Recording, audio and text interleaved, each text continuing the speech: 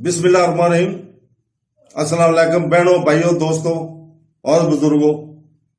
آج ہم یہ بتا رہے ہیں کہ کیا آپ باتھ روم میں قرآن سن سکتے ہیں۔ اس سے پہلے کل والی میں تھا کہ اس کا ذکر کر سکتے ہیں، آج یہ کہ کیا قرآن سن سکتے ہیں۔ سوال تفصیلاً یہ ہے کہ بعض لوگ جب غسل خانے میں غسل کر رہے ہوتے ہیں یا کسی اور مقصد کے لیے جیسے قضاء حاجت کے لیے وہاں جاتے ہیں تو قرآن مجید کی ٹپس بجانے کے لیے ریکارڈ لگا دیتے ہیں تاکہ وہ اسے سن سکیں۔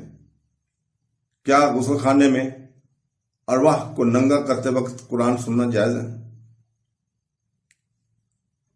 تو دوستو، غسل کرتے وقت یا قضاء حاجت کرتے وقت قرآن سننے میں کوئی گناہ نہیں، کیونکہ اس میں بیت الخلاء کے اندر اللہ کا ذکر نہیں ہے، کیونکہ ریکارڈ غسل خانے کے باہر ہو رہی ہے۔ علماء کرام نے جس چیز کو ناپسندیدہ کیا ہے وہ قرآن پڑھنا یا بیت الخلاء میں اللہ کا ذکر کرنا ہے، کیونکہ یہ نجس جگہوں ہیں اور شیطان کا ٹھکانہ ہے۔ مومن کو اپنے رب کی عزت کرنی چاہیے اور ان جگہوں پر اس کا ذکر نہیں کرنا چاہیے۔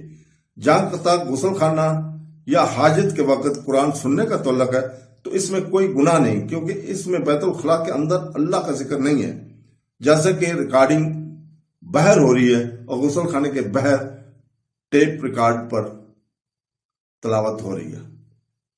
سلف رحم اللہ کی طرف سے اپنے وقت کے صحیح استعمال کرنے کی خواہش کے بارے میں چند روایتیں ہیں جن سے یہ حکم اخذ کیا جا سکتا ہے۔ امام ابو حاتم رازی اور ان کے بیٹے عبد الرحمن ابو حاتم رازی رحمۃ اللہ کے صاحبزادے عبد الرحمن سے اپنے والد سے بہت سی حدیث سننے کے لیے بارے میں پوچھا گیا اور ان سے حدیث اور ان کے راویوں کے بارے میں بہت زیادہ سوال کیا گیا۔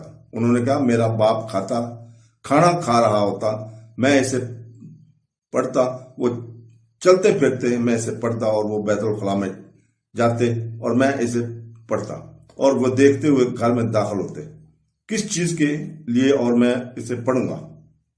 شیخ الاسلام ابن تیمیہ رحمۃ اللہ کا دادا الماجد ابن تیمیہ رحمۃ اللہ جب بیت الخلاء میں جاتے تو اپنے بیٹے سے کہتے کہ پڑھو اور آواز بلند کرو تاکہ وہ استفادہ کر سکیں۔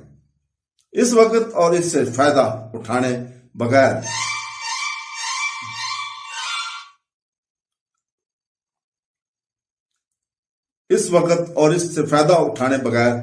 اسے ضائع نہ کریں۔ روایات مجعین بین 65 میں ابن قیم کا حوالہ ہے۔ تو دوستو، اللہ ہی بہتر جانتا ہے۔